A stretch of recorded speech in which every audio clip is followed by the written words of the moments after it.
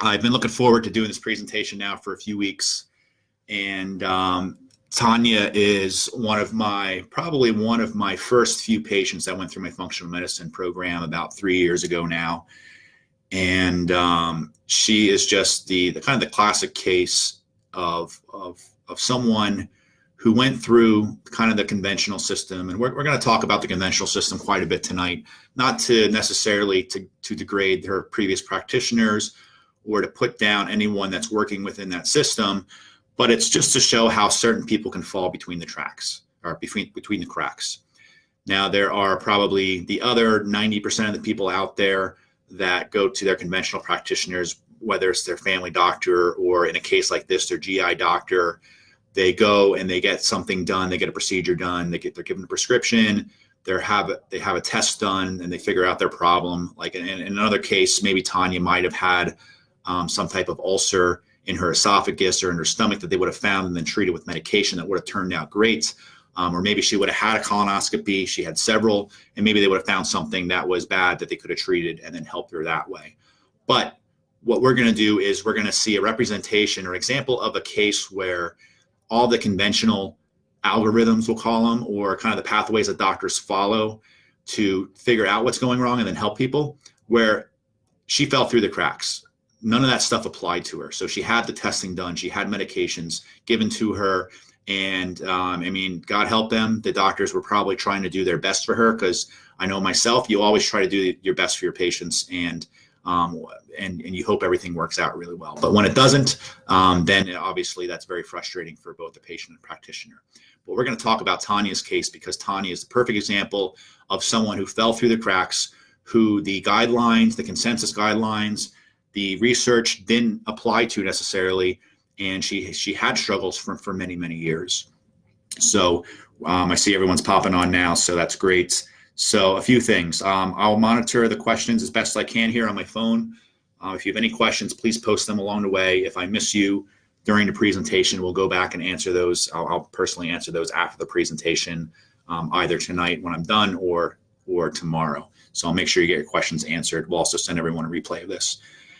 And so participate, ask questions. I want to be as transparent as possible with this case. I want you guys to, I'm going to pull the curtain back so you guys see everything that I'm looking at as a functional medicine practitioner, everything that a patient like Tanya goes through when they go through a program like ours, to help give people an idea that there are other options out there in addition to on what they see in conventional medicine. So I know a lot of you are watching because you have problems of your own. I know you've struggled for a long time. I'm sure you will share a lot of the kind of the heartache that Tanya went through over the years. So as you're watching along here, if you have any questions, any comments, just please post those. All right, so the tricky part will be when I have to switch over to the videos, but don't worry, we'll make it work. All right, first disclaimer. This isn't intended to replace medical advice. Information given is for informational purposes only and not intended to diagnose, treat, or prevent any illness. All right, so with the legal stuff out of the way, let's go on to talk about Tanya. So presentation, we're going to call it One Pennsylvania Speech Therapist Eliminates IBS in Just Under 60 Days. All right, so meet Tanya. Some of you know Tanya. I see some of you on here now. I don't know if Tanya's on or not, but I know many of you know Tanya that are watching this presentation, and she's from our area right here in Schuylkill County, and she's a speech therapist. At the time when I first saw her, she's 42 years old. She's engaged to be married. She loves spending times outdoors, hiking, kayaking, gardening. Everyone knows her as a social butterfly. She likes to go out. She's very friendly. Everyone knows her. She likes to have a good time. She's a self-proclaimed foodie. She loves to eat. But unfortunately, like a lot of you that are IBS sufferers, she developed IBS symptoms in her early 20s while away at college. So could be a variety of factors there. Lots of stress in college, lots of bad foods in college, lots of bad drinks in college. So it kind of kicked things off at that time. It was minor. She was able to deal with it. And since then, her quality of life hasn't quite been the same since. So if I can get this to work, we're going to see we're going to hear from Tanya herself and see what she has to say. So hopefully this is showing up here. I think we got it to work. All right, so let's hear what Tanya has to say, because, and I really like showing something like this because it's more than just the numbers. Like I've showed you guys test results before. I've showed you guys some of the testimonials, some of the messages I get, but there are people behind that. There are human beings behind that, and they've dealt with struggles. They deal with these problems just like you're dealing with them. So that's why I wanted to show a little bit from Tanya's perspective. I had diarrhea often. I was having a lot of increased symptoms, a lot of bloating, and my stomach. It was a lot of cramping and pain, which was pretty much, I don't want to say new to me, but it was happening so frequently that it was just really beginning to interfere. Like I was so lethargic, and like I felt like, yeah, it was definitely impacting my life at that point. I've gone to the bathroom at every bar, restaurant, school, every place I've ever been. Like, you know, I don't have that shyness or whatever that some people may, you know, that, oh, I only go at home. Nope. That's not an option for me. I said I'm an itinerant speech therapist, so I am not in one building all day. I am moving probably some days 5 to 10 different schools or homes or things like that. So being on the road and having a frequent, urgent need to go to the bathroom, and you never know when that's going to occur, causes some problems. You know, in my general areas, I know where their public restrooms are that I can use very quickly. You know, if I'm in a home working with a student and their family, it's not really always ideal to be like, oh, can I use your bathroom? So I think that definitely has played a role, like just on my job and stuff. Like it's hard to, I just have to be prepared, I guess, and know where, I had to know where the bathrooms were and such. All right, so I'm sure many of you can identify with what Tanya has to say. And I mean, obviously, and for those of you that have this, I'm preaching to the choir here, but for those of you that don't, so IBS, irritable bowel syndrome, it's what we're talking about today. What IBS is it could be a combination of one or all the above. So diarrhea, constipation, gas and bloating, stomach pains, especially after you eat certain foods, you get a lot of stomach pains and cramping. And it's not just like everyone gets the occasional kind of loose stool, or they get a little constipated, or they get a little stomach cramps after eating certain foods. Imagine that times like 100. And imagine in the morning getting up and not being able to go anywhere for the first 2 or 3 hours because you're going to the bathroom every like 10, 15 minutes. So it's more than just a minor annoyance. And I know that those of you that have had this, and I've had this told to me by patients, we see this in some of their paperwork and some of their surveys, that people don't get it. Their friends don't get it. Because they can't go hiking, for instance. It's like, come on, suck it up, just go, and we'll deal with it. If you have to go to the bathroom, you can run off in the woods somewhere. But if they don't understand, it's like every 10 minutes they'd have to do that. So it can be really life-changing and can cause a lot of problems. So just to summarize Tanya's situation. So she goes from being social butterfly, enjoying the outdoors. She loved working out, and that's actually where we first met Tanya. We used to power lift together down at the local gym here. So going through all that and just kind of dealing with that the best she could, but then it got worse and worse over the years. So now she gets to the point where she's trying to do her job. She's traveling as a speech therapist. She's going home to home. She's got to constantly ask for the bathrooms. And I can imagine that gets to be old after a while. Traveling becomes more of an issue. So imagine trying to go somewhere a couple hours away. You almost have to map out the bathrooms ahead of time because you don't know if you'll make it to the next one. And having constant diarrhea all that time then starts to drain you. So I had IBS too for probably a couple of years. And that's one thing that I noticed with that draining effect, and tired all the time, fatigue, and because you're not digesting your food properly. So one, you're probably dehydrated most of the time. But two, if your food's going through you quickly, and you're not digesting it properly, then you're not extracting the nutrients out of it that you need to. And personally, when I tested myself, so I had low protein status, even though I'm a meat and veggies type of person. I eat a lot of meats. I'm a meat eater. My amino acids were, I was deficient in several amino acids. B vitamins, I was low in B vitamins, even though I take supplements on a fairly regular basis. So because I had this problem, I was lacking that nutrition. I was just drained. Workouts were poor. And funny thing was, here I am next to Tanya, who's going through the same thing. I didn't know it, because who talks about this stuff? And God bless Tanya for sharing her story. So it gives people hope that there's another solution out there. But not many people like to talk about this stuff. It's something that you're almost embarrassed to talk about. No one wants to share this, and not necessarily because you're embarrassed, but because people don't want to hear it, or you don't think your friends want to hear it. Most of the time they don't. But here it is, me and Tanya working out together. We're both kind of suffering from the same issue. And then several years later, we get together here in my office, and then we end up working it out for her. So, yeah, and then my personal journey, we're going to talk about what Tanya went through, but I tried everything. So probiotics, I mean, I'm a functional medicine practitioner, and I know about supplements. I know what to use. I didn't necessarily know about the testing up until a few years ago when I solved my own problem. But I tried probiotics, and they didn't really do the trick. They didn't really solve the problem because I had something else that was going on that the probiotics didn't address. Fiber really wasn't, since I had more of the diarrhea type, fiber necessarily wasn't the issue. Different diets, different foods. I tried that, but nothing really worked until I found the right way to approach this. So eventually I joined functional medicine. I got trained. I had a functional medicine practitioner of myself. We tested, we found the root problem. And then, so now I had to come up with a way to solve this problem after I got the test results. And that's when I came up with what we call the gut freedom protocol. And this was how I personally solved my problem. So if you have IBS, I don't know, wouldn't you want someone that's been through it to help solve your problem? So I had to put this together to solve my own problem. So I wanted to make sure it really worked. So yeah, I want to now teach others and tell others how I did it.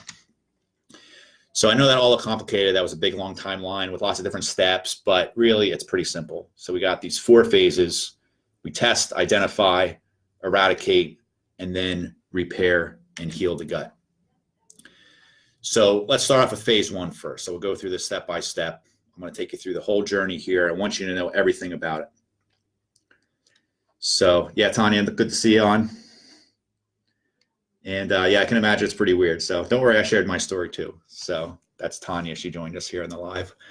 So anyway, let's go through this step by step. I want to take you through the journey and show you it really makes a lot of sense. There's nothing fancy about it. There's nothing complicated about it. Anyone can do it, and anyone can benefit from it. So phase 1 is testing. So the testing consists of a couple different things here. Very comprehensive intake form, which we're going to go over step by step. We have the GI map test itself, which is very helpful in identifying the exact problems that are going on in the gut. And then we do comprehensive blood work because we want to see the effects of the IBS in that person over the course of many, many years. Because usually when you have, like I said, I was drained, I had nutritional issues, and we want to see what else is going on so that when we fix the gut, we can fix some of the other problems along the way. So the first step is the intake form. Very important. We want to evaluate the person's current symptoms. We want to see what's going on. We want to come up with the root cause. We go over to family history because that gives us clues about genetic tendencies. So if there's something in someone's history, their mom, their dad had something, like colon cancer, for instance, could run in the family. So we want to know about that stuff. We look in their childhood habits to see what happened early on in life that might have set them up for problems in the future. And then we want to look into their current lifestyle habits, because if they're doing stuff now that's negatively impacting their gut, we're going to want to get rid of those, and we're going to change that situation. Plus, we want to see, well, what other symptoms does a person have? Do they have nutrient deficiencies? Are they chronically fatigued? Do they have brain fog? Do they have muscle aches and pains? Do they have chronic allergies? Do they have thyroid issues? So we want to see what's going on now, because we want to see if maybe those gut issues really created a lot of problems over the years. So then we can address all of those issues. So let's take a look at the intake form first. We'll break that down. So first we look at the current symptoms. So here we ask about bowel habits. This is just one section on the intake form. So we see frequency, more than 3 times a day, consistency, kind of all over the map. A lot of different check marks there. Color, same thing, a little all over the map there. Intestinal gas, got pain, occurring daily. So next we go with the family history. We take a look at that. And in her case, the family history wasn't very useful, but in a different case, it might have been. Like if that, you see like the fourth line down there, fifth line down, colon cancer. If she had a few people in her family with that, then we would have made sure to rule that out. And by this time, as we'll look through here and talk about, Tanya had already had several colonoscopies done, so that was already ruled out. But family history is important. See what kind of issues they have. So this is basically where traditional medicine stops. So between the family doctor, the hospital specialists, they're looking at your current symptoms. They might look at family history, but they really don't go much beyond there because they're looking for the big bad ugly things. They're looking for life-threatening things. They're looking for the colon cancers. They're looking for stomach bleeds, stomach ulcers, things of that nature. Where the difference is, like, we like to go back in time. We like to go back through the whole history because really everything that has happened to you throughout your life can lead up to what you're made up of today or the condition that you're in today. So obviously someone that grew up being abused, maybe they started to abuse alcohol in their teens, they have a poor diet, they get into drugs, they don't have a good job, they have lots of stress. I mean, that person's going to be totally different than the person that grows up in a healthy, good environment, eats good foods, has a job they love. So, and neither scenario is necessarily describe Tanya, but in her case, we wanted to look back and see, well, what was her childhood like? So we look back at illnesses. So we can see here kind of the common stuff. Child of the 80s, just like myself, some ear infections, chicken pox, some skin issues. We do see some clues here of some early stomach digestive problems. So her mom said she complained of some issues. But what do you see here on this form? Do you guys see any clues here that, okay, maybe there might be something here that could eventually lead to gut problems? Forget that upset stomach digestive problems. Is there anything else here that you see that might be a clue?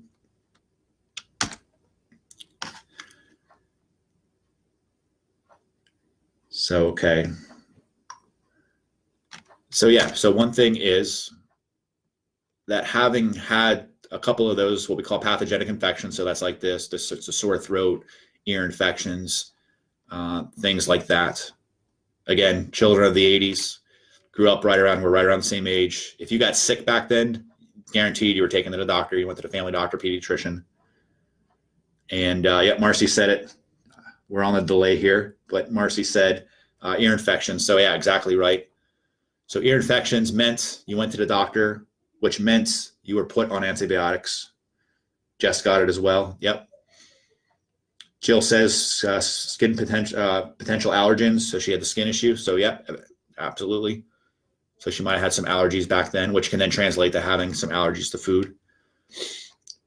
But yeah, if you go to the doctors, especially back at that time, you're going to get diagnosed with something. If you have an ear infection, get diagnosed with that, and you're going to go on antibiotic almost 100% of the time.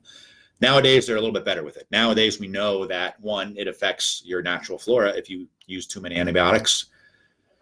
And two, we create antibiotic-resistant strains, so we don't want to overuse antibiotics. So for the parents out there, if your kids get sick, you go to the doctors, the doctor checks them out, does a full exam, and they say, I don't think it's a virus, I don't think it's I don't think it's bacterial, we don't need an antibiotic. Don't then demand an antibiotic, because 9 times out of 10, well, chances are you're going to get the antibiotic eventually. The doctor's going to cave in, but maybe they shouldn't have. So you shouldn't be demanding those things. But that's kind of a different topic there. So yeah, so here's I guess we call it strike one. So she had some illnesses as a child, put on antibiotics, which then can decrease her body's natural flora, and which can lead to other problems. And we're going to talk more about that later on. And we see this in the research. So this title here it's kind of a funny title, but it says the composition of the gut bacteria almost recovers after antibiotics. And if you read through in the summary, it said after about 6 months, everything kind of recovered, but the gut still lacked 9 common beneficial bacteria species. Other research I've seen shows that it takes up to 2 years for the gut to fully recover, if it ever recovers. And that's after 1 course of antibiotics. So imagine if you're like how I grew up, or maybe even Tanya, where you get an ear infection once or twice a year, you're going, or you get a strep throat maybe, or other illnesses, you go on antibiotics a couple times a year, every year from the age of, who knows, like 5 to probably 15, all through grade school. So that really starts to take its toll on the natural gut flora. So history is important. Next up, childhood diet. So let's take a look at Tanya's childhood diet here. Again, not much different than my own time. So we see she marked yes to a few things. And what do you see here? What are some clues that maybe things were being set up for a not so good scenario for her gut bacteria? And again, we're on the delay, so I'll probably see some of your answers when I'm on the next slide. But you could imagine there. So we see a few things here in her childhood diet. So sugary foods, processed foods, grain-based foods, and that can be an issue. But before we get into that, let's talk about the different types of bacteria. Let's call them bugs, because it's really more than just bacteria. We have bacteria, we have yeast, we have fungus, we have all sorts of stuff that populate our guts and make up the microbiome. Most of those are beneficial. So let's call them the good bugs or the good bacteria. And what they do is they feed off fiber found in our, what we call our healthy foods. It's things like veggies, so things like cabbage, broccoli, Brussels sprouts, asparagus, beans like lentils, and especially in fermented foods, so like sauerkraut, pickles, kimchi, kombucha. So all of those types of foods, and therefore those types of fibers, will feed our good gut bacteria and make them stronger. Contrast that with other foods, so high grain-based diet, especially processed grains, sugars, simple sugars. Foods that contain those components will feed bad bacteria, or bacteria that are abnormal for our natural flora. Or they'll feed bacteria that are normally there, that are kind of okay for us, but they'll feed them at a higher rate, and they'll grow at much larger concentrations than what should be there. So it throws things out of balance. And the technical term we call this is dysbiosis. So yeah, just catching up to the slides, people say sugar, soda, packaged food, white bread, sugar, processed sugar. So yep, Jillian, Marcy, Jess, Kim, very good. All right, so the answer is just that. So high carb, high processed food, high sugar diet provides the perfect food, perfect environment for all of the bad bugs. And again, that could be yeast, bacteria, mold, fungus. So now we have 2 things going on. So now we have 2 strikes essentially. So she has a history of antibiotics. We suspect that because of those infections and the antibiotics, we decrease our natural gut flora, which creates basically a vacant space. So you kill off the good stuff. You leave the opportunity for these other, we'll call them bad bugs. There's bugs that shouldn't be there, inappropriate bugs. So it allows them to start to flourish. And not only that, but then on top of that, you add the diet. So then that starts to create issues. All right, so next up we have the current medical history, because we want to know what's going on right now. But first, in order to understand how we're going after the root cause of the issues, we need to understand the sequence of the digestive system. So let's take a look at the digestive tract. So we have a couple different, we'll call them chunks of the digestive tract. So we got this, the upper chunk is like the mouth to the stomach, mouth, esophagus, stomach. And what's supposed to happen there is we're supposed to mix acid with our foods, churn it a little bit, break it down. Then it goes down to the small intestine. It's kind of that squiggly stuff in the center there.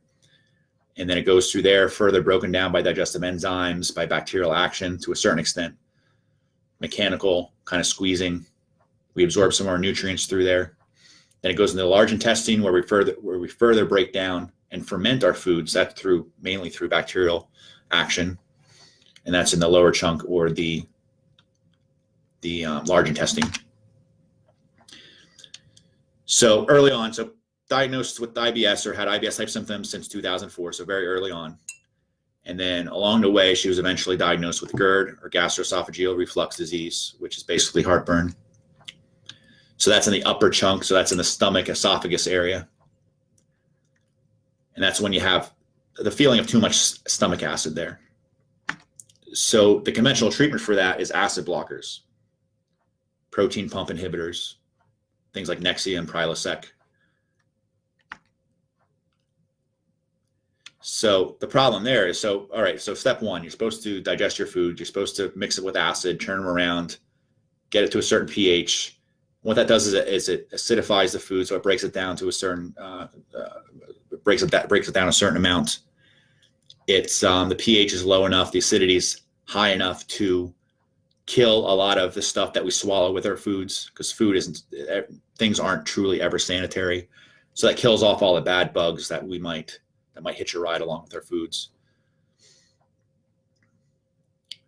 But the solution's an acid blocker, so now what are we doing? We're disrupting the normal function of the digestive system. We're reducing that acid. So now stuff's getting down to the small intestine, the next chunk. It's getting down to the small intestine where the foods aren't broken down as much as they should be. It's the wrong pH, so it throws off the sequence. So now it doesn't signal to the pancreas necessarily the right thing to release or digestive enzymes from the pancreas and gallbladder. We have gut bugs that are now entering into the small intestine in a place where it should be almost fully sanitized by the stomach acid. So then, of course, the IBS symptoms intensifies.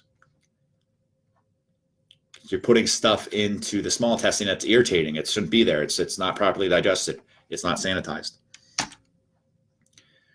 And then this leads to a whole host of other problems. So one example we have here is thyroid issues. So, and this is a lot of people have developed, whether it's thyroid issues or things like fibromyalgia or chronic migraines, and I really seen pretty much everything that can be related to issues like with what happened in Tanya's case, where you're treated for one thing, it creates unintended consequences, and then that leads to other things. So you have problems with digesting the foods, and then you get chunks of food down there that shouldn't be there.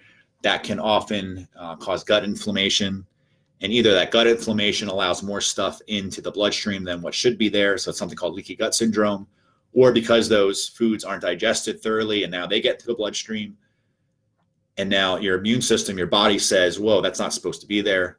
These are foreign invaders. These shouldn't be where they're at. So now we're going to create an immune response to attack these foreign invaders. Well, if you do that on a continual basis, so now because of the IBS, because of the leaky gut, because of the acid reducers, you have this system being alerted basically on a daily basis every time you eat something. So with that immune system activation chronically, now that's going to increase things like histamine. So it's going to be more likely to trigger allergies and skin issues.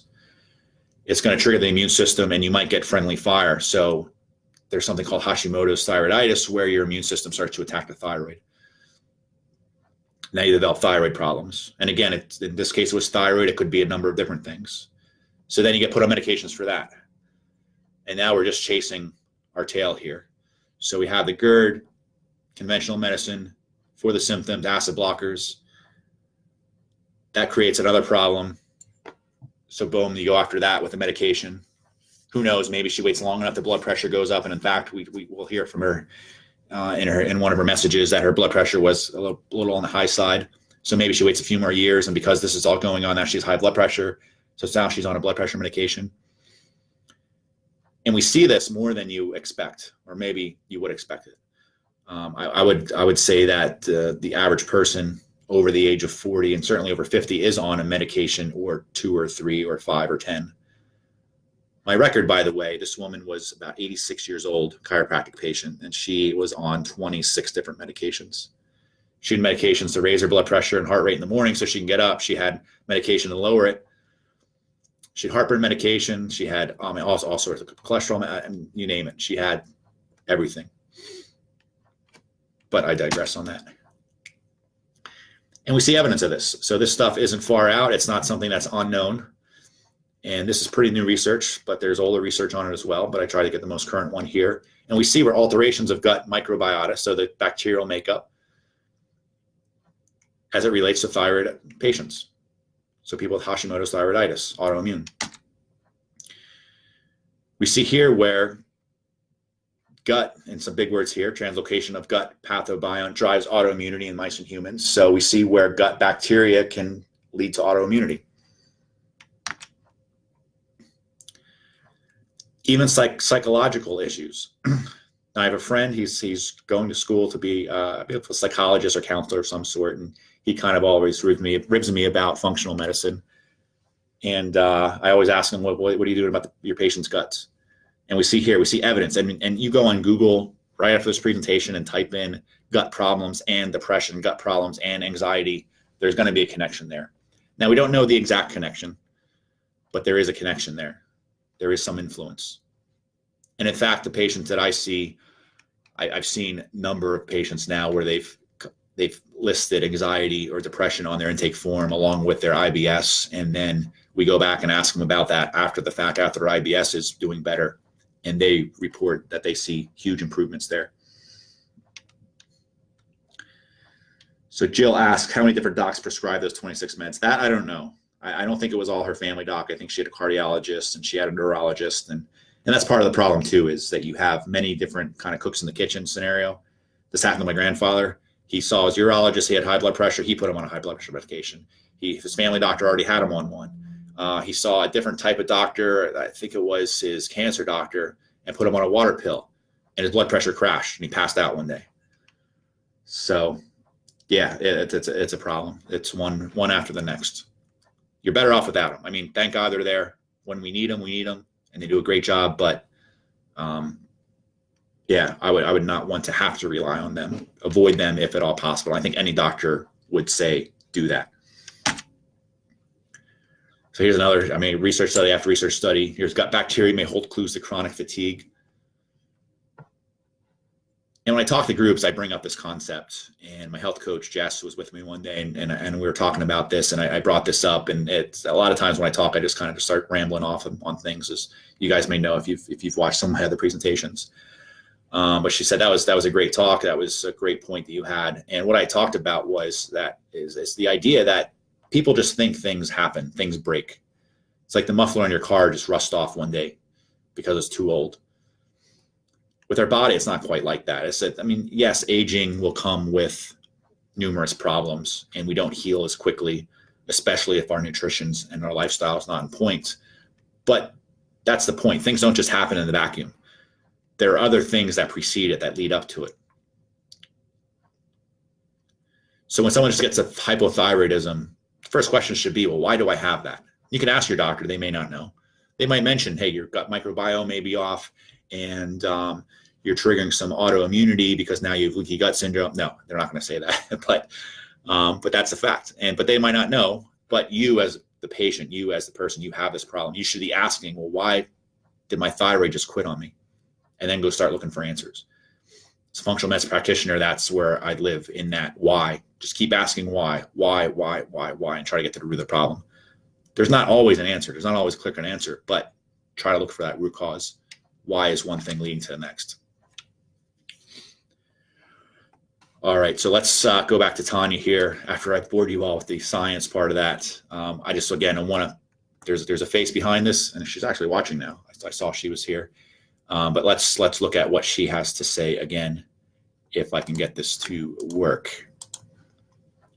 Periods where I'd go to the GI and they'd put me on meds, and I never really felt it helped. I just always had it, just always. That's what it feels like to me. It's literally been half my life. I had another colonoscopy and scope done and stuff, and the same result. It's like, okay, yeah, you have IBS. Let's try this, or let's try that. And I don't want a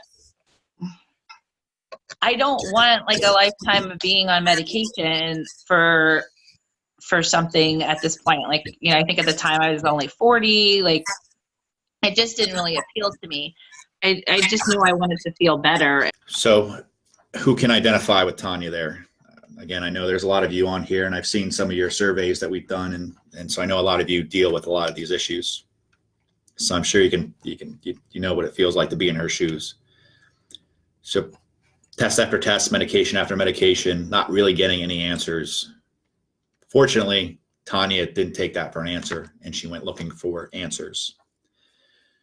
So just a recap. Let's So we got the stomach problem. So she had the GERD initially, conventional solution, acid blocker. Acid blocker basically interferes with the job that the stomach's supposed to do. So now you intensify the IBS.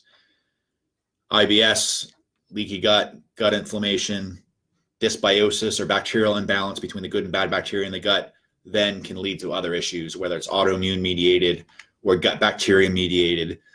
And then what's a conventional solution there? So we talked about the thyroid already, go on thyroid medication, or could be antidepressant medication. Or in a lot of cases, especially with IBS, I think every IBS patient I've ever seen has been put on an antidepressant medication. Eventually, it's almost like it gets to the point where the doctor's like, you must just be depressed. You got nothing wrong with you. We can't find anything wrong in our tests. So here, just go on this so you're not so depressed about your problem. It's almost like a way to get rid of you. Or they'll recommend psychiatry or counseling. And I've had that happen in more than one case. And then the third chunk, we didn't really talk about much, but that's the large intestine. That's where all the good bacteria should be. That's where we need to bacterial breakdown to get our nutrients. But yeah, that all is all part of this. One thing leads to the next, leads to the next. The conventional solution is just to go after the symptoms to make the person feel better, which is good, which is worthy. And we need that. And it's good to have that in the meantime, but you must keep digging. All right, so we go through it. We're almost through the intake form. Next is current diet, because we want to know what's Tanya eating now, what has she been eating lately? Because again, if she's eating the wrong foods, and maybe it's healthy foods, but it's just the wrong foods for her body. And as Jill said, allergies could be an issue. So we want to make sure we cross those off the list as a possible cause. And we find in Tanya that her childhood diet kept up through her adult life, up until she started seeing us. So same thing here. We see a lot of those same things from her childhood diet. So we see the sweets, processed foods, got diet soda thrown in here, and that's a whole different topic. Diet sugars negatively impact the gut flora, just like antibiotics do. It's basically poison for our gut flora. So we see those dietary problems there. So what do you think that tells us? She's still promoting an unfavorable gut environment for her bacteria. So she's just throwing more fuel onto the fire.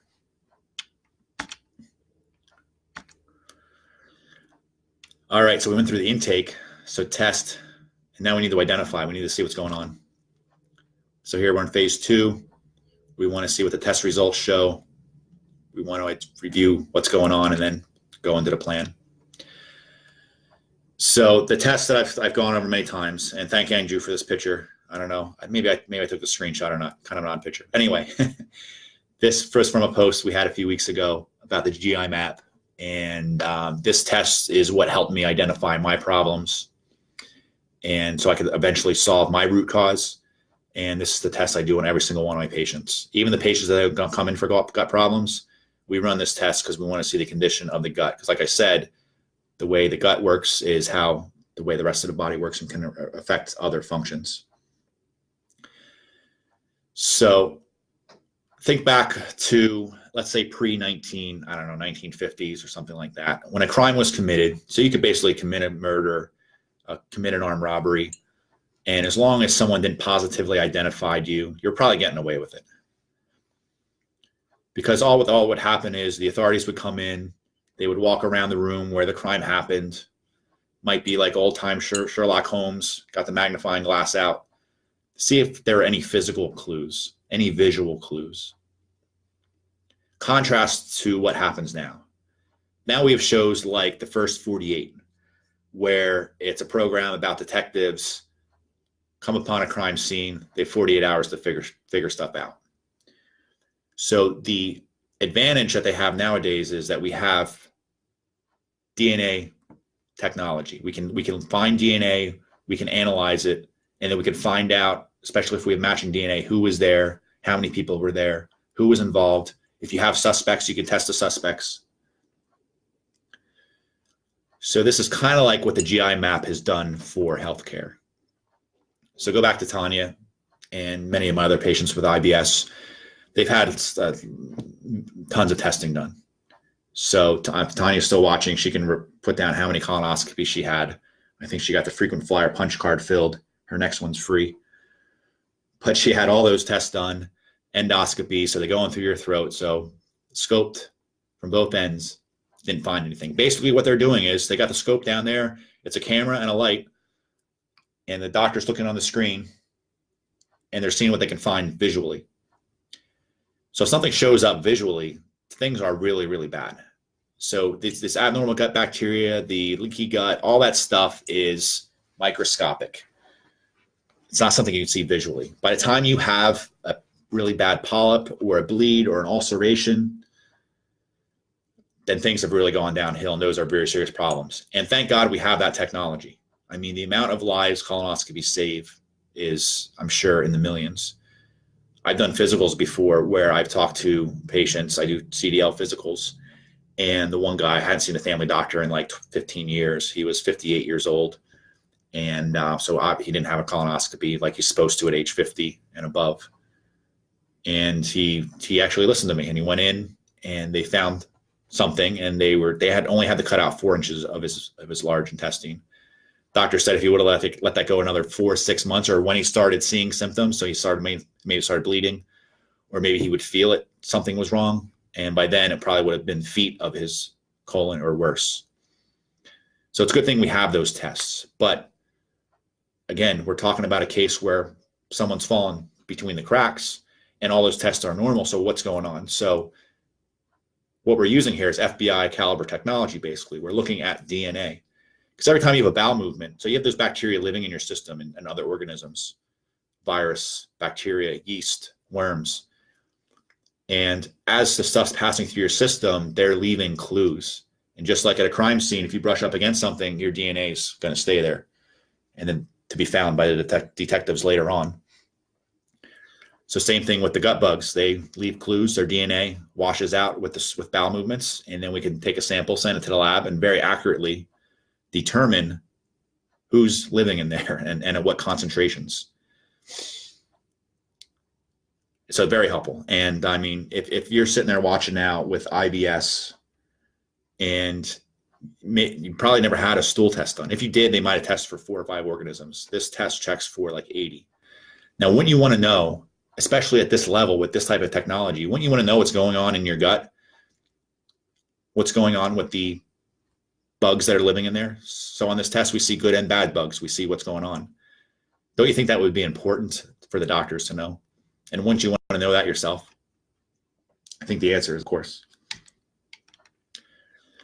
So the GI map, I mean, I can't speak highly enough about this test. I wouldn't be able to practice without it. Tells us a lot of information. It measures the degree of inflammation. It helps us rule out problems. So within the past month, I've sent 3 people to the gastroenterologist for a colonoscopy because we found blood in the stool. Fortunately, in all the cases, everything checked out fine. But it's nice because it checks for some of the big, bad, ugly stuff too, just in case we get someone that hasn't had any of that other testing done for a while.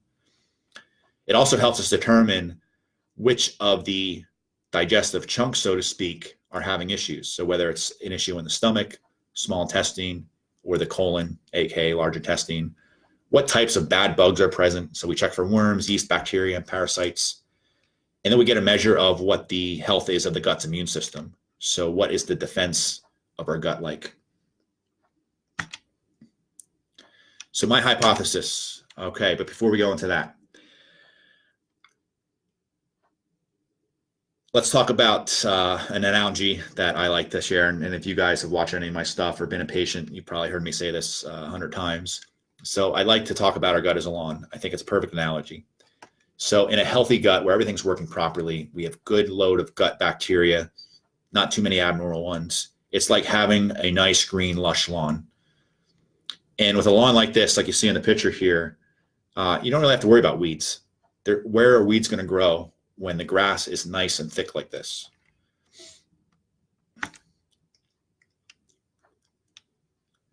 So you start with a nice green lush lawn, but let's go back to Tanya's case. So now as her childhood, she needs antibiotics, which she has strep throat, has a bad ear infection. She needed it. She absolutely needed it. I'm not saying that she shouldn't have had it, but she has antibiotics. That's the facts. And it affects her gut flora. So that would be like me going on my lawn and seeing maybe a few dandelions in that thick patch of grass. And like I've done in the past, mistakenly spray it with something like Roundup. or a weed and grass killer, because they make weed killers where if you spray a whole area, it'll just kill the broadleaf weeds, but then you have other stuff you can spray on, and like the homemade concoction of, I believe it's like ivory soap, vinegar, Epsom salt, or something like that. There's a homemade concoction out there that'll kill everything. So you spray that on the weed, and what's it going to do? It's going to kill the entire patch where it was sprayed. So now you start to leave all these patches. Mix that with the fact that the diet wasn't the best. So she was feeding the bad bacteria. It would be like me, okay, now I'm starting to get weeds in my lawn because of these open patches that I didn't fill in with grass. So I killed the weeds, I killed the grass around it. I didn't do anything about it. So now more weeds just are filling in those patches, and even worse than it was before. Not only that, I'm going to put stuff on it that feeds the weeds, not the grass. So that's what's happening when we eat a diet with processed food and sweets. So here's my hypothesis on why Tanya developed IBS. And the reason behind it really helps explain, well, how we're going to treat it and why we're doing what we're doing. So a quick review here: childhood illness, antibiotics, decreased gut flora. Eventually she developed some GERD. So then she was given medications for that to block the acid, which affects the stomach function, which leads to all that stuff we talked about earlier. Poor diet in childhood and onto adulthood is promoting, it's just adding more fuel to the fire, basically. It's promoting an unhealthy gut environment. So the lawn went from nice green and lush when she was a kid to looking a little bit like the picture on the right. That's probably been nice. That actually doesn't look too bad. Probably looks more like my lawn now with all this rain and all the rain we had the past few years. So just lots of weeds, not as much grass, all sorts of stuff starts growing that just pops up out of the blue that you don't want there. So here's what we found on the GI map. So the box on the right here, this is right off the GI map results section. So we look at the first kind of chunk first, the stomach area, and we see H. pylori. So she had not had a gut test, to my knowledge, until we did this one. And by the gut test, I don't mean the endoscopy or anything like that. I mean a stool test to test the environment of her gut. So the gut GI map found H. pylori. Not only that, and H. pylori, by the way, is associated with ulcerations of the stomach and the esophagus and acid reflux symptoms. I forget the whole story, the exact details, but the scientist that proved that this happened, I believe, swallowed a bunch of H. pylori just to prove, hey, it causes problems, and look, it's causing an ulcer. But not only that, so she had H. pylori, and in some cases, H. pylori, they can kind of live in there and they're not a big deal. People don't have symptoms, they don't have any problems. But the GI map also tests for what's called virulence factors. So with these virulence factors, it's basically it's weaponized H. pylori. It's genes that make the H. pylori more aggressive. So she had that. So it's a problem, and probably what led to her acid reflux. Next, we look at some different sections. We look down what's going on in the small intestine and maybe large intestine. So she was positive for salmonella. And salmonella you hear of in like with a lot of food poisoning things like chicken, raw chicken, stuff like that. But it can also live in our systems undetected. So it's not to the point where it's activating our immune system because it's in the gut, so it's not necessarily in our bloodstream, and it's not creating like a huge disturbance. So our immune system's not going crazy to the point where it's causing vomiting, diarrhea, fever, chills, stuff of that nature. But this also tells me, and the GI map tests for a lot of different bacteria, but it doesn't test for all bacteria. So even though salmonella is one of the few that showed up in this section, it's telling me there's probably other stuff in there as well because her body's not able to fight this off. Because otherwise, the salmonella, once it's around for a while, your body should be able to fight that off and it shouldn't be a problem. But because she had that kind of that poor lawn situation, it's not crowding out the weeds. There's lots of place for stuff to grow and pop up just like in my lawn. The next, we look down more towards the large intestine, to a certain extent the small intestine, but we look at a few of those measurements. So we see elastase, which is a digestive enzyme that's released from the pancreas. That was on the low side. And that could be from the abnormal sequencing from the acid reducer. So the pH kind of, it triggers, it's basically a chain reaction. So one thing leads to the next, leads to the next. So it's possible that the acid reducers was affecting the way her body was releasing her pancreatic digestive enzymes. Could have been from excessive stress, either stress, the physical stress from having IBS to begin with, or stress from work. Poor diet can also affect us, eating too quickly. So it's all things that we address in our full program. We see the immune response. So that secretory IgA there, those are immune cells. And this is probably one of the lower ones I've seen out of all the patients I test. And I ran well over 100 of these tests, probably more like 150 or more. So that's really on the low side. It should be 510 to 2010. Hers is 155. So her defenses are low. And we see this when something has been chronic. Initially, like when we see something like the salmonella show up or an abnormal gut bacteria show up, the secretory IgA should be high alert. It should be like 2,500 or 3,000. It should be trying to fight the bad bug. In her case, it's really low, which is probably why the salmonella is allowed to live in there in the first place, because it can't fight it off. But we see this when things are chronic. Calprotectin is high. So if you look that up in Google, that's a certain type of inflammation of the gut. We see it high in things like Crohn's and irritable bowel disease like Crohn's and ulcerative colitis. But we also see it when the gut's inflamed, even in the absence of those autoimmune diseases. So this gives us an idea of what we're starting with. So what do we got? We got the H. pylori in the stomach. That's a problem with the virulence factor. So it's weaponized H. pylori, if you want to put it that way. Salmonella and probably other bacteria living in the small intestine and large intestine hanging around. And then also in the small, large intestine, we have that low immune response, low digestive enzymes. So now we finally have some answers. So now with knowing all of that, and that was done, and we know that within a matter of weeks, just by running that one test. So don't you think we're in a better position now to treat the problem? And of course, the answer is yes. Now we have an idea what's going on. Now we're not just guessing. Now we're not just kind of throwing stuff at it, hoping something sticks. We're not just blaming it on anxiety or thinking it's all in her head. We're not just throwing medications at the symptoms so that she feels more comfortable. At that point, it's just managing symptoms. So that's what I like about this, because we're fixing the problem. We're not managing symptoms. And we see a lot of that. We're managing symptoms. You go on a blood pressure medication. When do you get off it? Rarely. You go on diabetes medication. When do you get off it? Rarely, unless the person really takes the reins and takes care of their own health. So it brings us to phase 3. So now we know we tested, we identified what the problem was. Now we want to eradicate the problems. And by that, we eradicate the problems, the bad bugs, we eradicate the bad habits, the bad diet, the bad stresses. So that brings us to this next phase, the eradication phase. And again, it looks complicated, but it's really not. It's really fairly simple. So it may seem overwhelming, but again, it's not. So here's how we do it.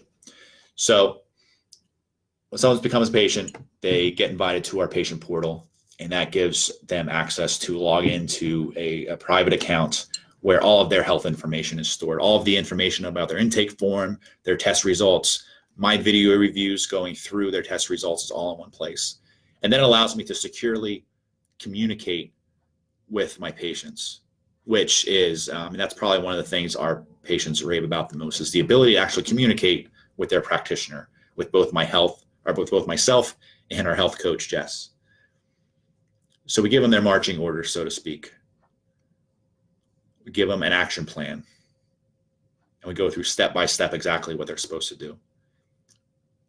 Now, wouldn't that be helpful for those of you watching right now? If you have a health problem, and it could be IBS, could be something else, maybe you're watching for some other reason, but wouldn't it be helpful if you can actually get in touch with your doctor? Because things happen along the way. And I just had 2 recent experiences where I had one person, and I believe it was for IBS. They went to their doctor, and it's like, okay, nothing's getting any better, but nothing's getting any worse. Status quo. All right, I'll see you in 6 months. Well, why? What's he going to do in 6 months that he didn't do today? Another one was she went to the doctor, horrible migraine. She went in, I think she went to the hospital, and they gave her like a crazy cocktail of really heavy duty meds. And the headache basically was the same as it was when she came in. The doctor said, okay, if you're feeling worse, give me a call in a few weeks. Otherwise, I'll see you in I forget what, like June or something like that. So I think it's really I think it's vital towards managing a patient's case that we can communicate on a regular basis. So if I give them something to do, say a supplement to take, and they get horrible heartburn and chest pains, well, I want to know that day. I don't want to know it 6 months later. So it really saves a lot of time and a lot of heartache. So in the eradication phase, it's a little bit of a misnomer here because we're not just eradicating. We need to strengthen before we destroy. So the first couple months, we like to strengthen things first. And if we go back to Tanya's case, so here's the strengthening part of the phase. So the gut prep, diet, foundational support. So months 1 to 3, we want to strengthen things.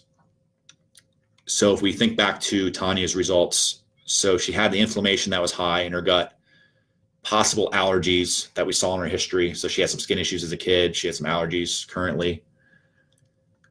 So we want to make sure we address those. So we put her on a low inflammation, a low allergy diet. And this is from we have a 150-page manual we give everyone, lays everything out. People know exactly what they should be eating, what they should be avoiding. So we want to remove all possible problems that they might be creating for themselves. And some of the stuff might be healthy foods. Like dairy is not necessarily unhealthy, but a lot of people have dairy allergies. So we don't want to have the person keep eating dairy, and maybe dairy allergies is what's triggering a lot of their symptoms. So we try to remove all doubt and try to cover all our bases. And then the inflammation, again, whether the gut's already inflamed, we want to calm things down so it can heal and repair and work better, not stay inflamed.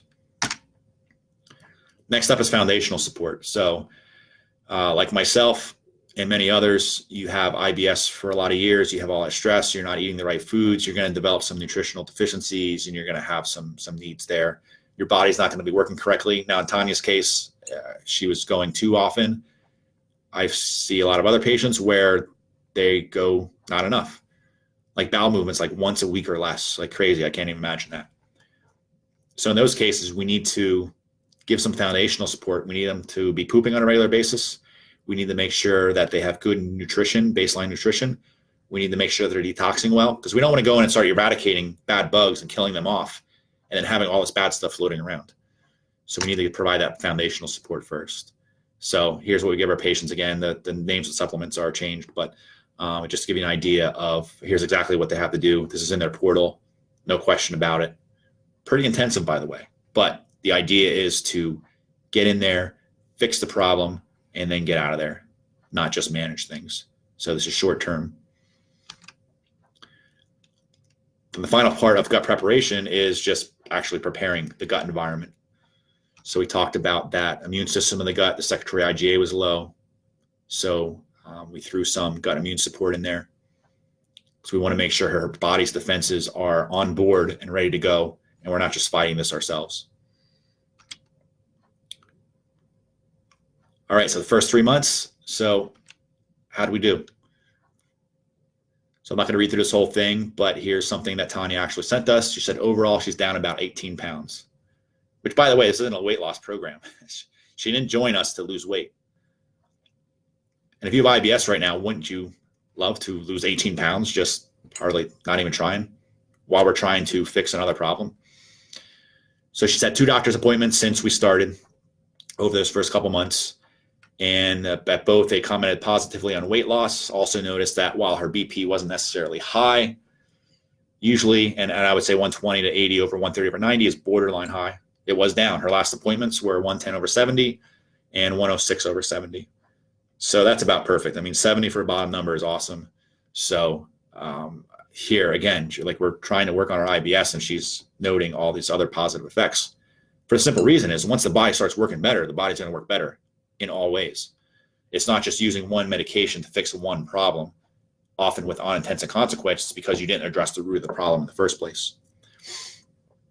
Also, GERD has improved. Bowel movements have reduced in frequency and are more formed. So this is someone who was going way too often. It's improving.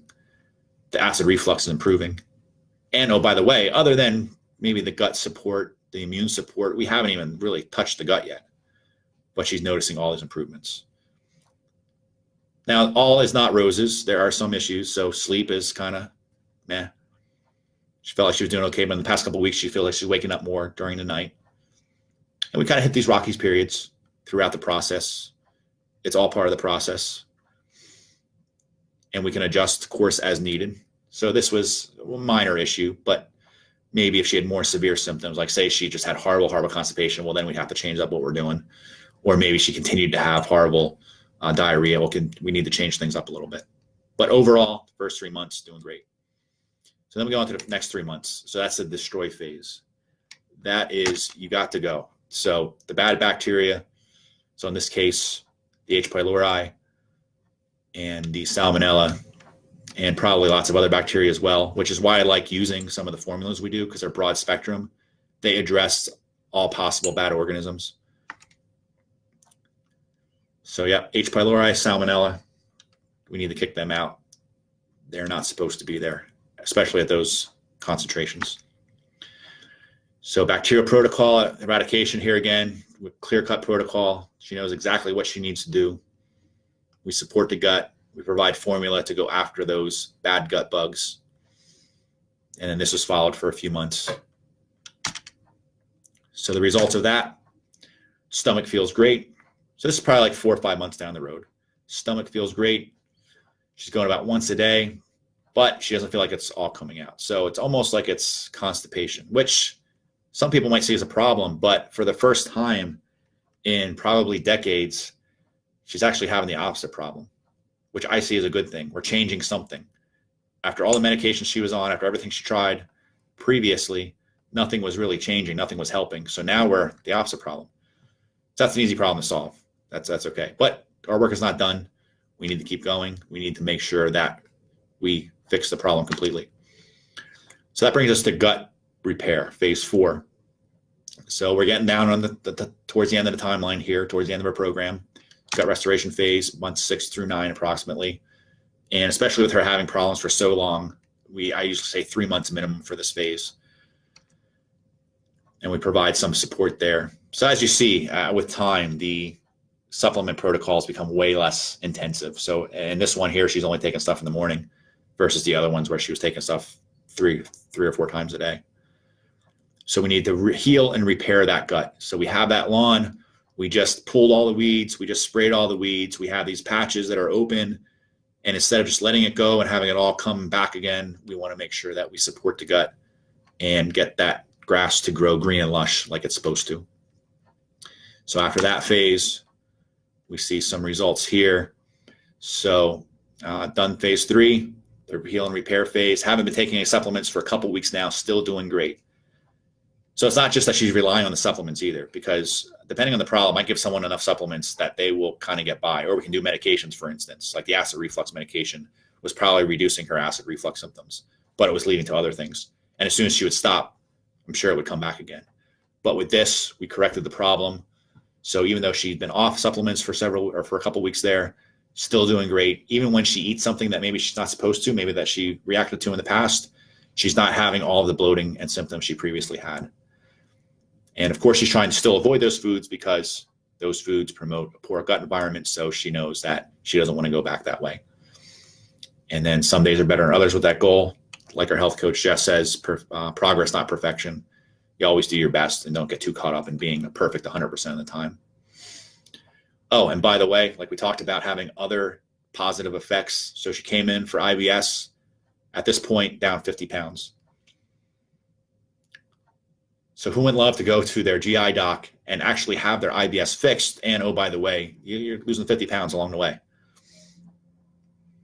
So it's something she never thought was possible. So that was really rewarding to me. I love to see when people get results like that. And of course, she wants to maintain that good gut. What does she recommend? What do we recommend?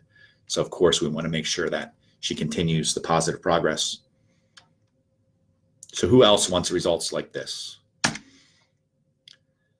So I want to provide the same opportunity for everyone here watching and friends and family that you may know that may suffer with these problems. So you have a decision to make. And after watching this case study, you can do one of a few things. So before we get to that, so the decision basically is do nothing and continue to struggle with the issues that you're having. And the problem with that is, so there's there are different costs associated with everything that we do and all decisions that we make. And it's not just in terms of money. Time is a cost as well. Money we can always make back, but you can't make back your time. So in Tanya's case, and we see this in some of her testimonials, where even though she's a speech therapist, worked for a school system, great insurance, she was paying probably $10, $15 copays to go see the GI specialist. Why pay all this money to see me? And the fact is that she wasn't getting results. She was losing time. Even though she was saving money, she was losing time. Trips were a struggle. Going hiking, working out, having to spend time going to clients' houses to see the kids, and then asking the parents a couple times to use the bathroom within the same trip too. So she was losing time. So that's one decision, is you can just keep living with it, but you will lose that time too. Second thing is you can choose to go out and find a way to fix it on your own. Dr. Google has lots of answers, and the problem is it's too many sometimes. So you can do like me. You can go and become a practitioner, and then go on to become a functional medicine practitioner, functional medicine provider, and get all that training and education. And believe me, it took a lot of years. Sometimes I wonder if it's all worth it. Well, Tanya makes it worth it. But yeah, it could take a lot of time. And maybe 5-10 years from now, you will be able to create your own protocol and fix yourself. Or you may be able to research on your own and say, all right, I see what the problems, I might have this problem, I might have that problem. I'll do a yeast cleanse this month. And you're still spending money. You're spending $300-400 on a yeast cleanse, a proper one. Okay, that didn't work. Now I'm going to spend hundreds of dollars on a parasite cleanse. Okay, that didn't work. Maybe it's probiotics. So you can go down that road and spend a lot of money, or you can let me help. So that's the main reason I'm here today, is I want to offer that help to anyone that needs it.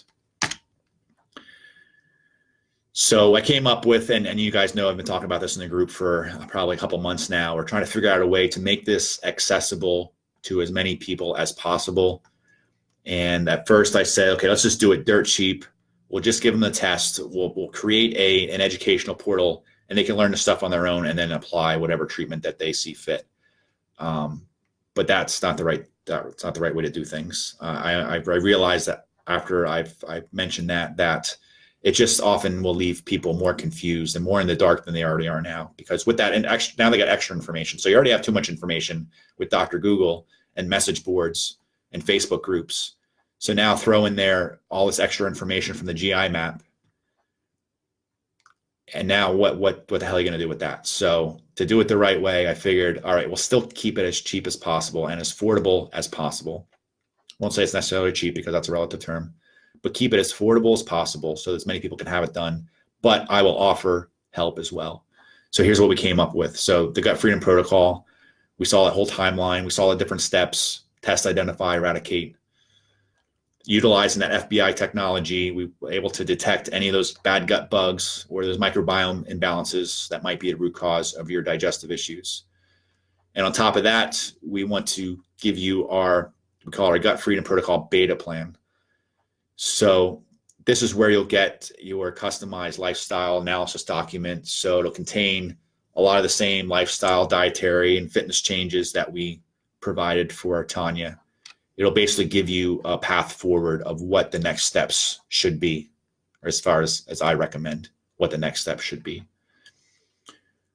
And because there will always be questions. So by the way, that beta plan, you'll get a written document, you'll get a video. I try to keep it to 5 or 10 minutes, but often it goes longer, just like this presentation is probably going longer than I wanted to.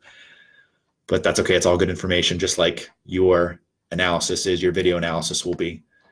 So you get a video that you can watch time and time again. You'll get the written plan, the roadmap, so to speak, of what to do moving forward. But because there will always be questions, I can't possibly address everything. I want to give you 30-day access to our membership portal.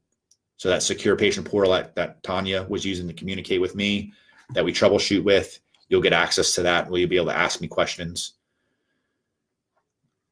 So even if you decide to kind of do things on your own, you have a few general questions, I'll be able to answer those.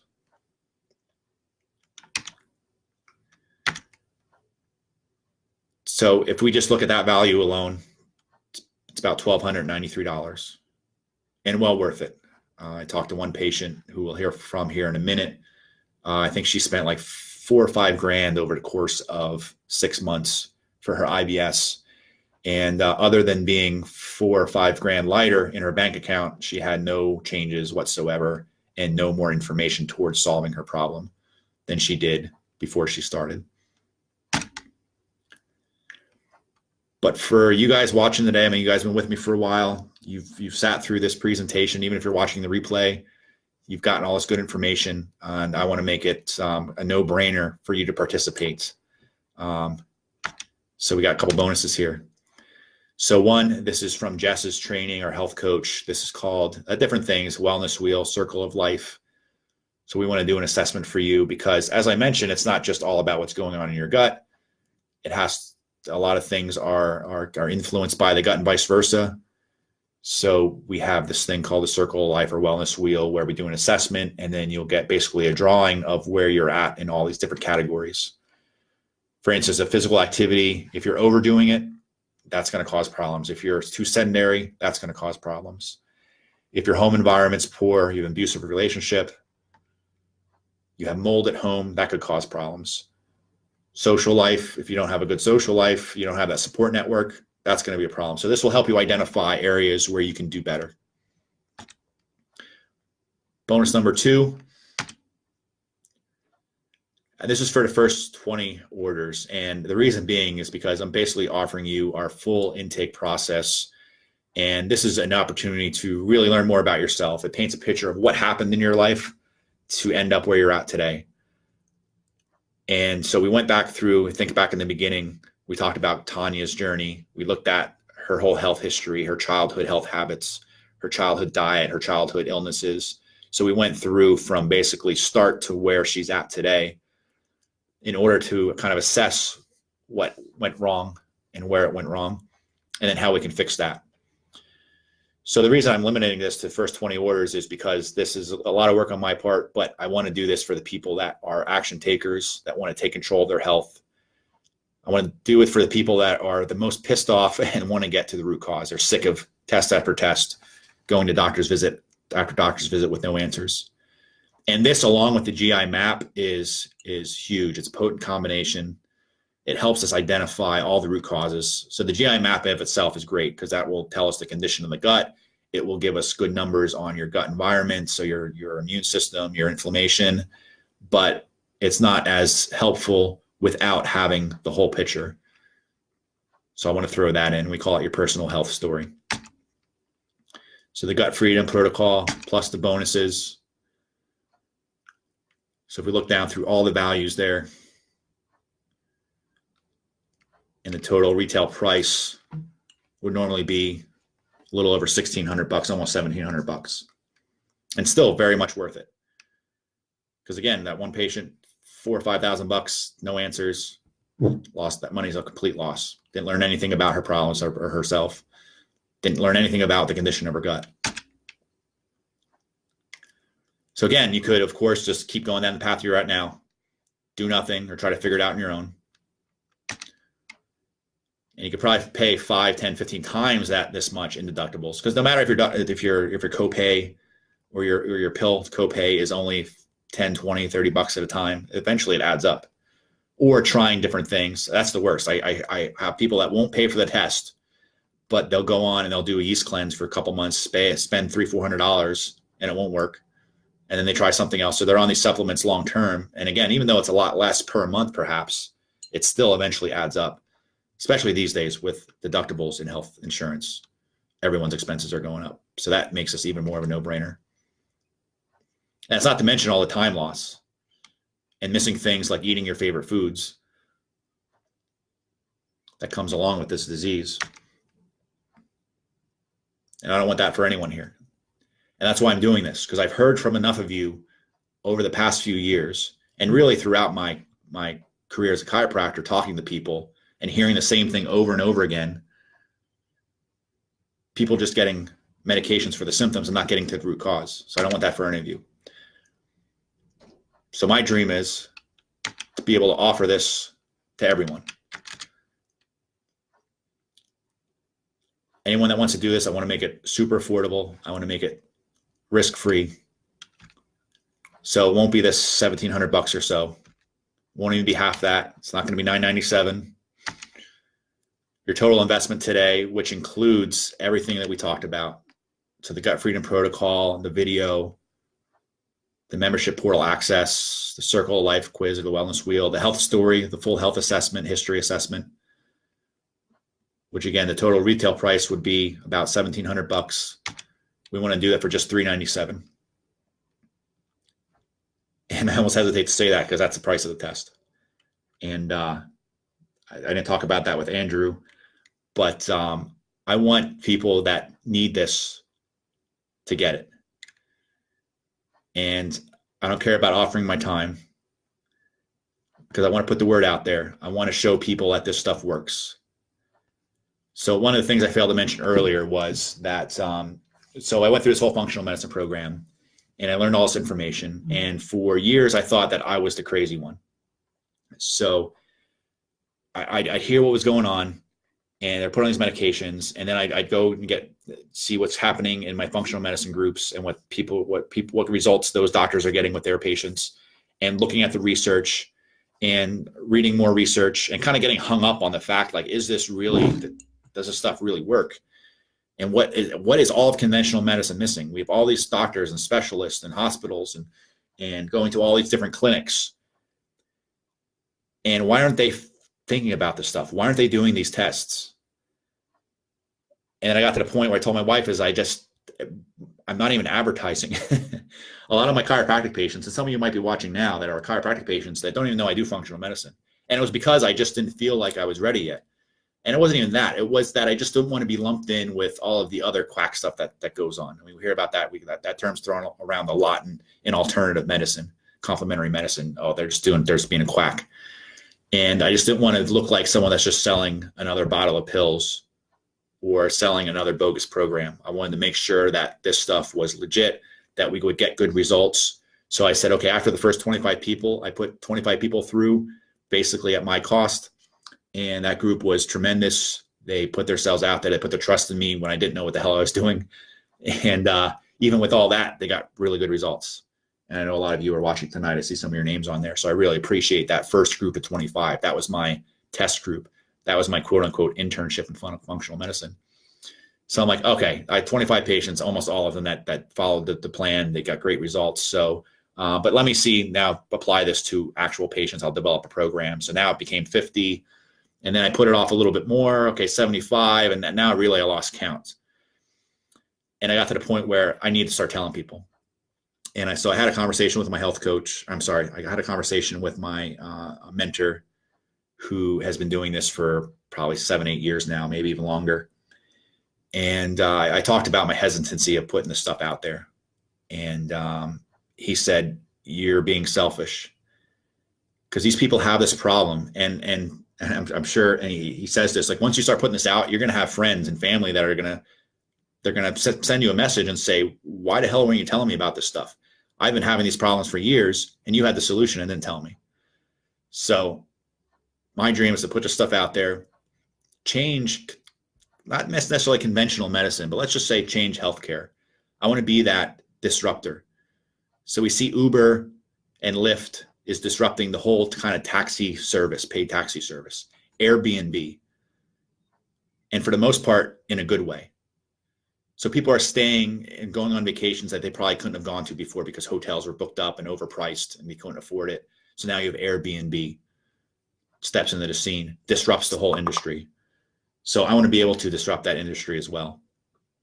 And I know I'm just one doc from Origsburg, Schuylkill County, but we're going to do our best to make waves at least around here. So I want everyone's help. So if you have anyone that you know can benefit from this, definitely share the links, and we'll post a link here after the presentation.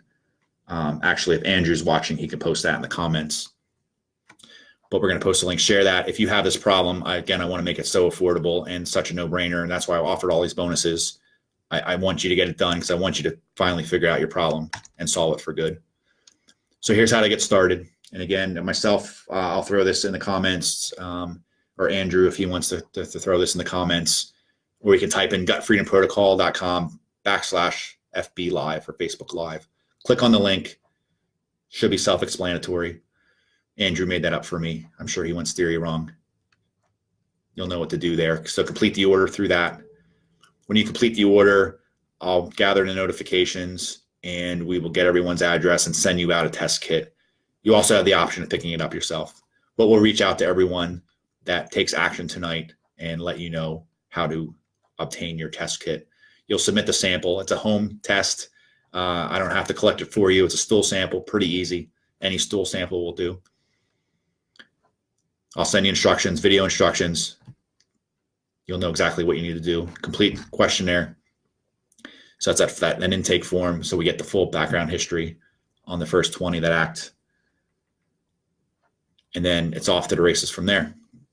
Within 3 to 4 weeks of you submitting your sample through the mail, we will have the results and I will have a plan back to you. All those bonuses we talked about.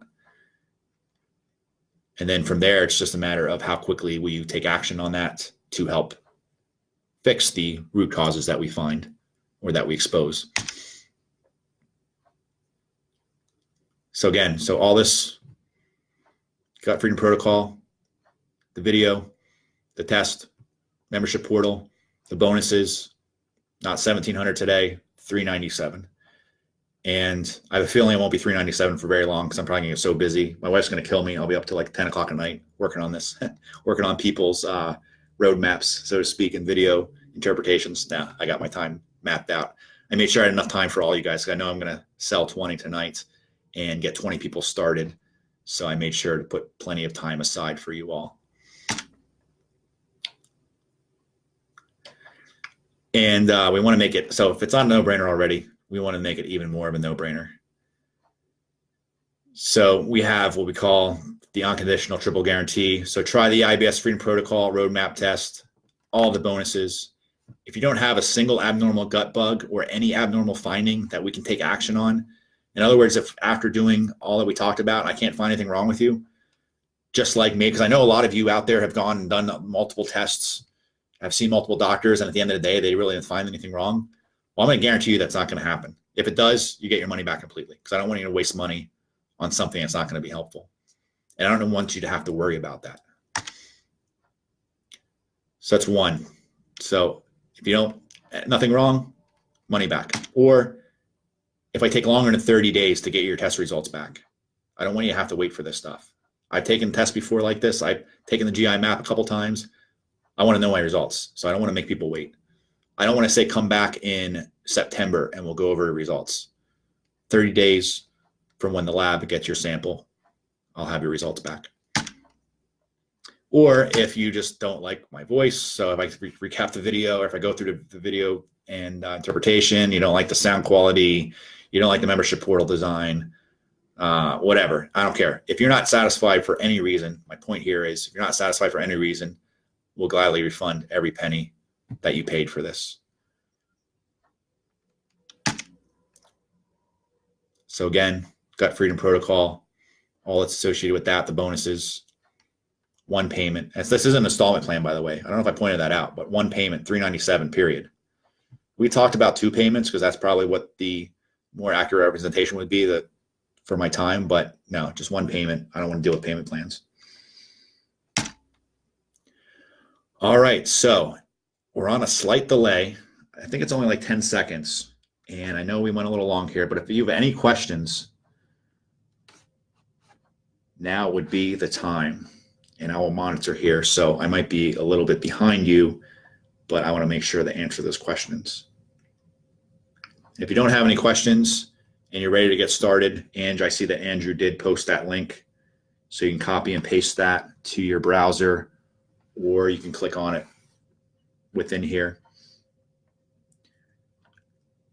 And I see a lot of previous patients are on, so I can't name them because of HIPAA reasons, but if they want to make any comments on how they're doing. And the nice thing is, like I talked about how I thought, like, okay, am I the crazy one? Does this stuff really work? I need more confidence in it. And it's just like the more people I see, the more good results we get. And honestly, and Jess can attest to this, I don't know if there's many people that haven't had really good results on this. If they did, it was because they just didn't follow the program at all. Like they didn't follow a dietary program. But because of the support we provide, and Jess, she is a pro at what she does, we have very few people. And when I'm talking very few people, probably less than what I can count in one hand out of probably 140, 150 people or more. So people do really well.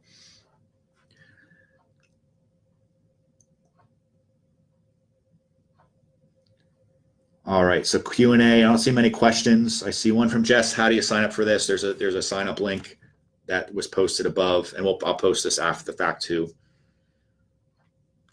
And if you want to type it in, Andrew had it there. So it's Gut Freedom Protocol, all one word, .com/Facebook Live.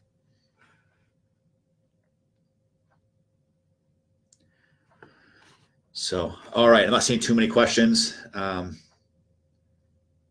So again, here's what we're getting. One payment, $397. Like I said, that's the cost of the test. I think it's $10 more than the cost of the test. The cost of the test is like $389 or something like that. And I have a few practitioner colleagues on here. They're probably wondering what I'm doing, only charging that. Don't worry, I know what I'm doing. We're changing lives.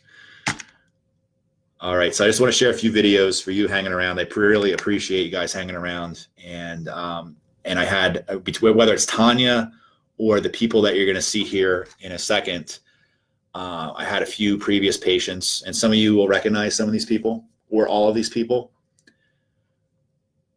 I can't extend my thankfulness enough, gratitude, whatever you want to call it, enough. And I mean, they took time out to come in and talk to me, whether it was through Zoom or in person, and they put themselves out there to be on film. And I know that's hard. That's not easy for everyone. But they took the time, they did that because they wanted to share their story, because they wanted to share their story to inspire others and give them hope that there are other ways to handle these things other than just the conventional system. So I'm sure I'm going to screw things up here when I switch over, but let me go back to those videos. So first up here is Amanda. With conventional medicine, especially with gut issues, I believe that they focus on staying within a box and checkmark, certain things in this box. They don't want to go above and beyond or go outside the box. If you don't fit within a certain profile, they don't want to test you for certain things. I discovered that I did end up having a bacterial overgrowth, and we figured that out within like the first month of me being under his care, even though I was asking to get that tested for the past 3 years with conventional doctors. I did a stool sample and a urine sample, and very painless, very easy to do. You get to do it at the comfort of your own home, and just send it through FedEx, and within a couple of weeks you get your results back. So it was pretty awesome. I'm just so glad and thankful that it only took me 3 years to figure this out and to find Dr. Jaczynski, because obviously he's the one that has saved my life, really. I have doctors that are listening to me. I can talk to Dr. Jaczynski and Jess anytime I'm having, any issues or have any questions. They respond to me immediately. They are open to listening to me, and really, truly, you can tell care about my health and me getting better. And that's just very important to me, and that's not something that I have gotten in the past from other doctors. The second thing is being able to actually diagnose what I have. I know that sounds kind of odd, but to be able to have a doctor who actually has found the root cause of all my issues is just profound, and it's huge for me. And then the third thing is Dr. Jaczynski knows that I'm looking to start a family, and I'm looking to he knows like my life goals, and he knows what he needs to do in order to help me achieve those, and that just that speaks volumes. So that was from Amanda, and so great testimonial there. Next up, we're going to hear from Rosemarie. I think Rosemarie, yeah. On the surface, you Oh, might. sorry. So I'm kind of choked up a little because it's the first time I'm hearing some of these. So I've seen some of the cuts, but so yeah, thanks Amanda for all that if you're watching. So next up we have Rosemarie, slightly different situation. So let's hear what Rosemarie has to say.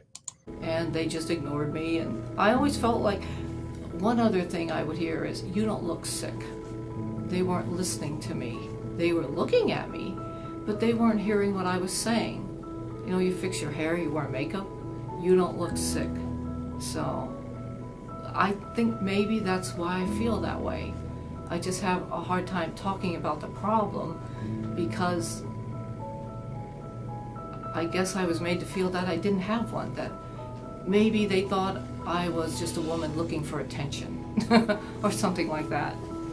I was told once you start medication, you'll feel so much better. And I never did. I never did feel that much better. I was still tired. And there was depression yet. I wasn't sleeping well. I like the program, I like the people I'm working with, and they're very thorough. You know, very thorough. You can get them, if you have a question, they answer it right away, and there's a lot of support if you need it. I'm not the type of person who likes to bother people a lot, but it's nice to know it's there if you need it. You know, that somebody's there. It's nice to know somebody's listening, that somebody takes you seriously, and they're not just looking at you and thinking, you know, you don't look sick. I mean, why would you go anywhere to get help if you didn't need it? You know?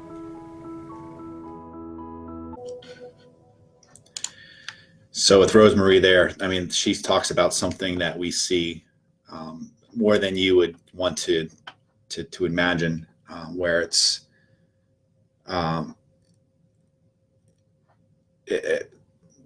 it's like your doctor doesn't believe you, and they don't get any answers, and they're just kind of shrugged off. So let's go on to Sandra here. It was a lot of money to invest, and I felt like I had put money into conventional medicine and it didn't get me anywhere, and I was just afraid. I was afraid to take the supplements. I didn't know that I had faith in the supplements. But as I watched Buddy, and I stood back and watched him with other people, I realized that he was growing and becoming more and more educated, and I just decided it was time. So that's the risk. The risk was just not confident that it was going to be able to be helpful for me. Also, one of my big concerns was that Buddy wasn't on board with veganism. He thinks that meat is important, and I thought, I am not going to let anyone tell me that I have to change what I believe in to suit their standards. I'm not going to be forced to eat meat. So I had to check with him on those issues. Am I going to be forced to eat meat? Am I, because I'm not going to do it. I was adamant about it at the time. So, and he didn't force anything on me. He was very helpful to find me supplements that were vegan so that it didn't, conflict with my beliefs. So we got one more here before I let you guys go. And so that was Sandy. Thank you, Sandy, if you're watching. And oh, by the way, these are all going to be case studies in the future. So the other thing that I told myself, my mentor, my wife, we're going to do 2 case studies a month, because these people's stories need to be heard, and we need to help inspire and show lots of other people there's a better way than what they're doing now. So let's hear from Allie, the last one, and then we'll wrap up. On the surface, you might seem like a totally healthy person, but the test can help you dive in and really take a better, more microscopic look at everything. And you don't really understand the importance of those little tiny things like your gut microbiome and all those little details that are going on inside until you can see it on a piece of paper and really know what's going on in there. You have to take it from the approach of, this is a lifestyle change.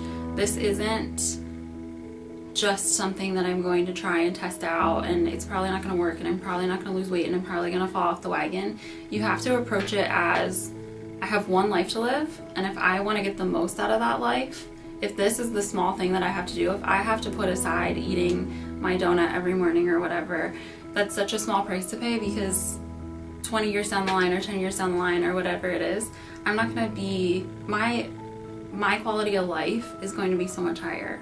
I'm going to be able to do the things that I want to be able to do. I'm not going to be limited by that just because of the choices that I made today. And that's kind of the way I approached it. So if I just focus on like, okay, I'm going to eat healthy today, and it doesn't mean that you can never enjoy food again. There's so many different ways and so many great alternatives to those things that if you can just get out of your mind that it's so hard, it's just the mindset of it, right? You can still enjoy food, you can still go out to restaurants, like tons of places still have those options for you. And if you just approach it from like, my life is going to be so much better, then it becomes kind of a non-issue.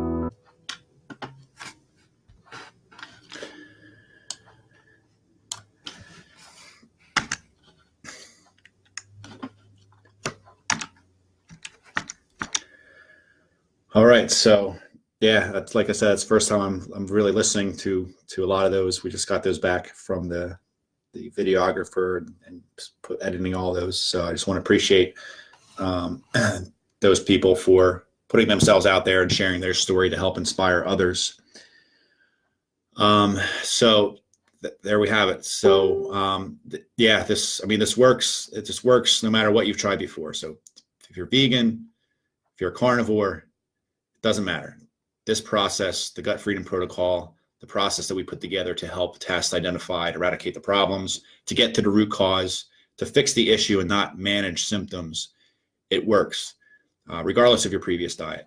Whether you have thyroid issues, whether you've been told you were crazy by your doctors. I mean, with a couple of those testimonials, and it just happened to be females, and it's pretty common that this happens with women, is you get a male doctor in a very patriarchal type of medical system, a top-down, I tell you how it's going to be, I tell you what to do type of system. They're just looked at as, all right, you're just looking for attention, or you don't look that bad, so you must not be that bad, or you're exaggerating things. So regardless of all that stuff, it works. It can work for you, and we do our best to find out the problem and then try to solve it and fix it. So again, how to get started, click on the link. We posted that in the group here. We'll post it afterwards, after the presentation. It might be, if you're watching this in a replay, it's probably in the description, either above or below this video. Complete your order. We'll get you the test kit. Don't worry. We'll let you know how to get the test kit and how to submit that sample. And then you get your questionnaire. You'll get your intake form so we can complete your story, your health story.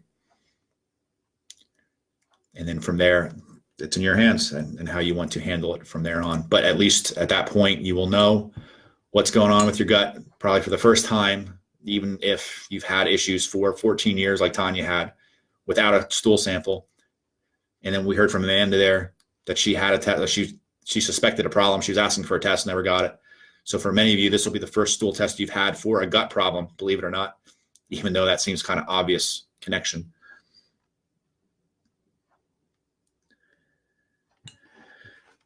So the next step is yours. So I want to thank everyone for being on this presentation.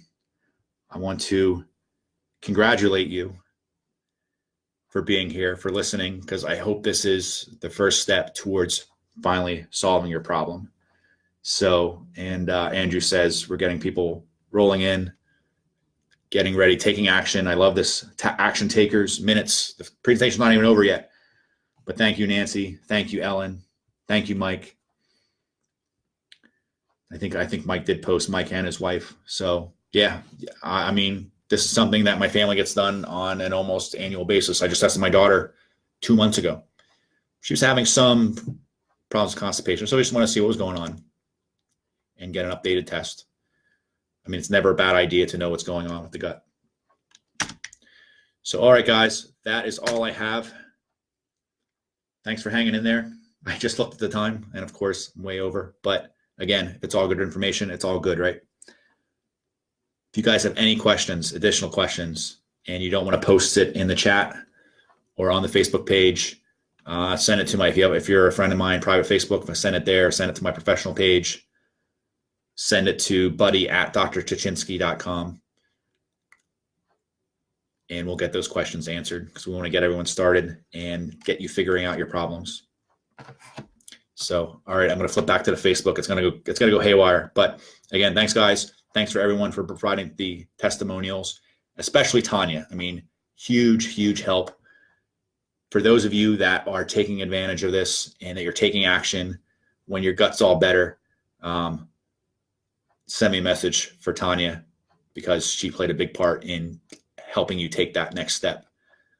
And again, I want to thank Tanya personally myself. So thank you. Take care, guys.